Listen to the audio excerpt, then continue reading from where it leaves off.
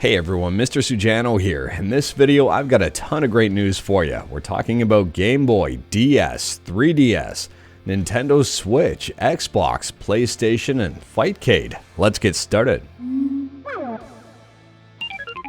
Alright, we'll kick things off here talking about Nintendo Switch emulation on PC with Yuzu. Yuzu just got a brand new feature. I'll leave a link to the entire announcement in the description below, and I do recommend checking it out. Yuzu now supports local wireless. That's one Switch talking to another Switch, but in this case it's one instance of Yuzu talking to another instance of Yuzu. If you want to see this in action, the folks at Yuzu have put together a pretty sweet announcement video, and I will link to it in the description below, and I highly recommend checking it out. However, at least at the time of filming here, this brand new feature is locked behind a paywall. If you're a Patreon supporter of Yuzu and you've got access to the early access builds of Yuzu, then you should have access to it. As of version 29.45, they have implemented local wireless networked multiplayer. As far as I know, they're currently testing things out before they release this to the mainline build. And apparently they're very close at releasing it. As soon as they do, I'll let you know. Here is the current games list that's compatible with this new multiplayer mode, and we do have some heavy hitters here. The local wireless mode will have rooms you can easily search and join right in Yuzu, but if you wanted to create your own public room, you do have to be a verified user. So to get an early head start on this, you'll probably have to go to community.citra-emu.org/latest and, well, join the community. I'll drop a link in the description below. And speaking about citra-emu.org, next up here we're talking about Nintendo 3DS emulation on Android with Citra. Just not the version of Citra that's on the Google Play Store. However, we're not talking about Citra MMJ, we're talking about the official version of Citra on Android. And if you're into getting experimental builds of this emulator, well, you can pick them up from citra-emu.org. Once you go to this website, click download, and then click on manual download, and you can see here now that you can pick up the APK, the official APK from Citra. Now there are two different builds to choose from, the nightly build and the canary build. The nightly build is the experimental build, and well, so is the canary build. The canary build is a little bit more experimental. It might have some features that aren't introduced yet. The nightly build is a more stable release. It's pretty safe to say that Citra on Android is alive and well, and if you want to pick up the latest and greatest version of it, well, head to citra-emu.org. I'll leave a link in the description below. As of this video, the latest build was, well, it was the canary build that was published 4 hours ago. That's a pretty recent version. Next up, we're talking about PlayStation 2 emulation on Android with AetherSX2. All hail the blue cube. AetherSX2 has a brand new update. Now bear in mind, this brand new update is with the experimental build, so things might be broken, things might not work as anticipated. It's experimental for a reason. If you're looking to squeeze a little bit more performance out of AetherSX2, then you might want to check out the experimental build. But again, be warned, it's experimental. We've covered this one in a previous video, but there are some updates here that can increase performance by up to 15%, but can also break other games. And on top of that, there's a brand new option. They've added display alignment. So to check out this new build, head to AetherSX2.com, click on Downloads. From here, go to Close Testing Alpha.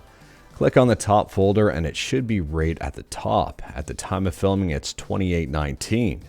If you're watching this, there might even be a new version here. And speaking about new versions, next up here we're talking about Xbox emulation with XEMU, and XEMU has been very active lately. Over on XEMU's official GitHub, we have not one, not two, but 3 updates in the last 2 days.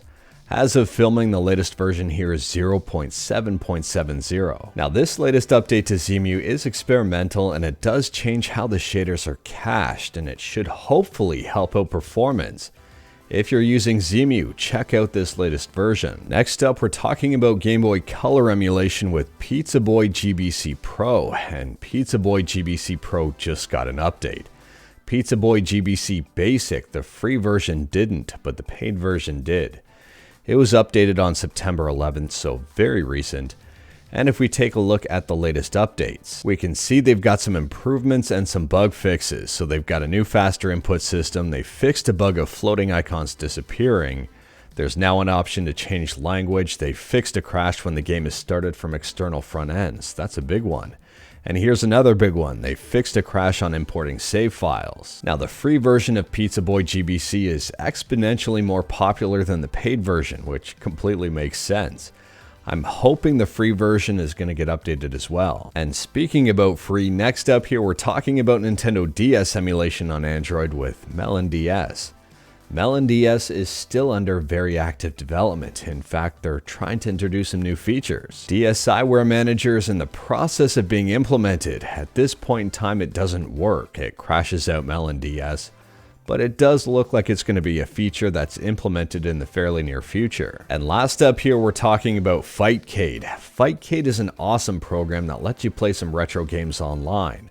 Whether it's fighting games or arcade games or console games, if you wanted to play them in a 1 versus 1 format against random people or friends, well, Fightcade might be something to check out.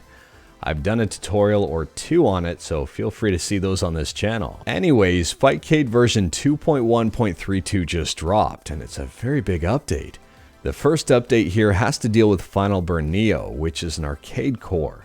They've added in some new games. There's also a training mode update, and they've updated save states, fixed the aspect ratio issues, and also default SOCD. There's also a number of updates to Flycast Dojo, which is Sega Dreamcast. They fixed frequency video rendering and input polling enhancements, controller quick mapping, button check, pre-game and offline access. They've updated keyboard SOCD, and they've also fixed Vulkan support on Mac OS. They've got a small update to SNES 9X, and also a few small updates to the front end overall. Now, if you're trying out Fightcade for the first time, I'm gonna have to warn you here, there are a ton of seasoned professionals using this program. If you're thinking you're gonna join a random match and completely school your opponent, you're gonna be sorely mistaken. You're probably gonna have your butt handed to you on a silver platter. There are some incredibly talented players using this. But anyways, that is all I've got for you in this one. Straight to the point, all stuff and no fluff. Let me know your thoughts about anything we talked about today in the comments below, and we did talk about quite a bit. If you like this video, leave a like. If you didn't like this video, leave a like. Hit that subscribe button, check out my other videos, don't tempt fate, save your state.